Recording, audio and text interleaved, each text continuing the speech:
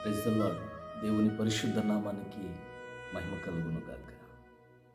దేవుని మహాకృపను బట్టి గత కొద్ది దినముల నుంచి ప్రభు మాట్లాడుతున్న హృదయము అనే ఒక అంశముతో మరొక్కసారి మీ మధ్యలోనికి రావడానికి ప్రభు చూపుచున్న కృపను బట్టి నేను ప్రభుని ఎంతగానో స్తుతిస్తున్నాను.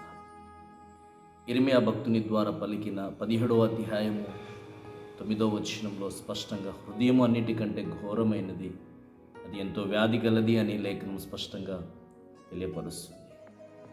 మనిషి తన జీవితంలో హృదయమును గురించి తన ఆలోచన హృదయము నిండిన దానితోనే నోరు మాట్లాడుతుందనే లేఖనం స్పష్టంగా ఉంది. కాబట్టి హృదయమును గూర్చి ప్రభు గత కొద్ది దినాల నుంచి మాట్లాడుకుంటూ వస్తున్నారు.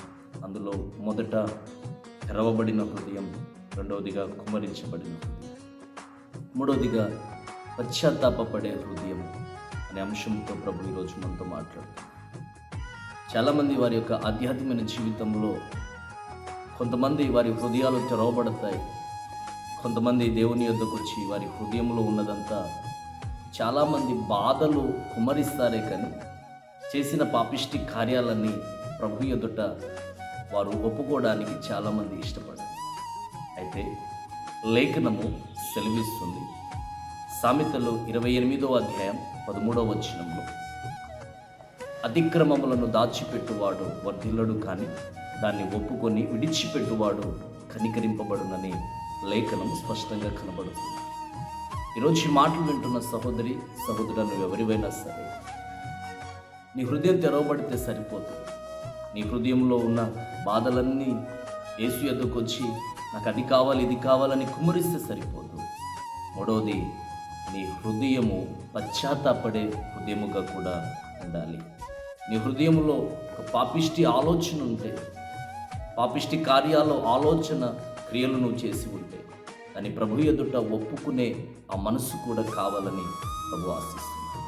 బైబిల్ గ్రంథంలో దావీదు అనే మహాభక్తుడు ఇలాగున సెలవిస్తున్నాడు.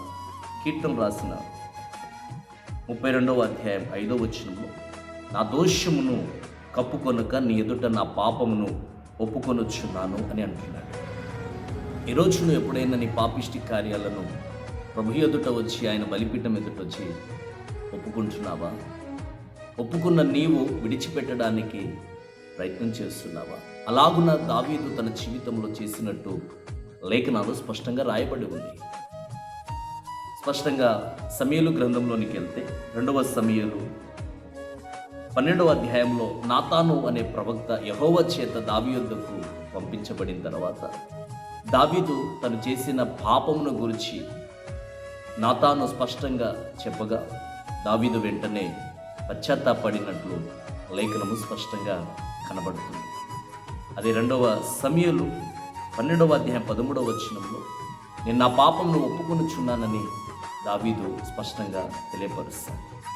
ఒప్పుకోవడమే కాకుండా ఈ సహోదరి సహోదరుడా, దావీదు తన జీవిత కాలమంతా ఇంకెన్నడూ ఆ పాపం చేయకుండా, వేరొక స్త్రీని ముట్టకుండా, పాపిష్టి కార్యాలు చేయకుండా, అపవిత్ర కార్యాలు చేయకుండా తన పరిశుద్ధతను కాపాడుకుంటాడు.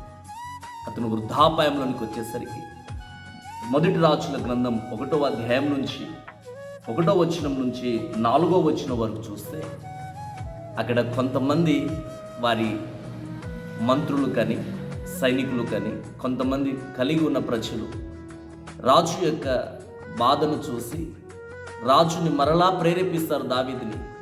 ఇదిగో ఒక చిన్నదిని మేము వెతుకుతాం రాజ్యం అంతటిలో అన్నప్పుడు దావీదు మరలా ఇష్టపడ్డాడు.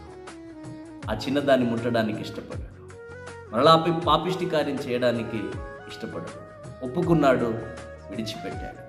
ఈరోజు ఈ మాటలు వింటున్న సహోదరి సహోదరా, ఎవరివైనా సరే, ఒకసారి చేసిన తప్పిదమును ఒప్పుకున్న తర్వాత దాన్ని విడిచిపెట్టే హృదయం నీకు ఉండాలి. ఇంకెన్నడూ దాన్ని ముట్టకుండా నువ్వు ఉండాలి. అది త్రాగుబోతుతనమైన, వ్యభిచారమైన, నరహంతమైన, దొంగతనమైన, పాపిష్టి కార్యాలు ఏదైనా సరే నీవు ప్రభు ఎదుట వచ్చి ఒప్పుకునే హృదయం నీకు ఉండాలి. ఒప్పుకున్న నీవు దాన్ని విడిచిపెట్టగలిగే స్వభావం నీకు ఉండాలి. అప్పుడే దేవుని చేత నువ్వు కనికరించబడి నువ్వు మేలు పొందుతావు. అతి కృప దేవుడు నీకు అనుగ్రహించును గాక. ఆమేన్.